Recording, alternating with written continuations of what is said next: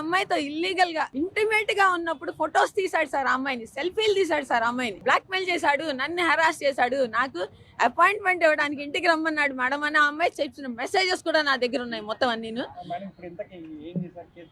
నేను మొన్న 10 months back తన ఇంట్లోంచి వెళ్ళిపోయాడు సార్.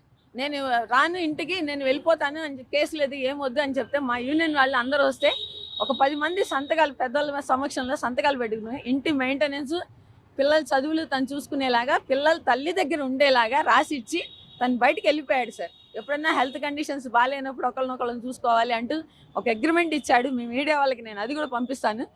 అవన్నీ రాసి ఇచ్చి వెళ్ళిపోయాడు సార్. వెళ్ళిపోయి కూడా మాట మాటికి వస్తాడు, వచ్చి ఇంట్లో నువ్వు ఎలా ఉంటావే, నువ్వు బయటికి పోవే అంటాడు సార్. నేను కూడా ఆ ఇంటికి సంబంధించి కన్స్ట్రక్షన్కి కానీ అన్నింటికి కానీ లీగల్గా నా బ్యాంక్ అకౌంట్స్ నుంచి నేను పంపించాను సార్. తనకేంటంటే రిజిస్ట్రేషన్ డిపార్ట్మెంట్లో పనిచేస్తున్నాను, నాకు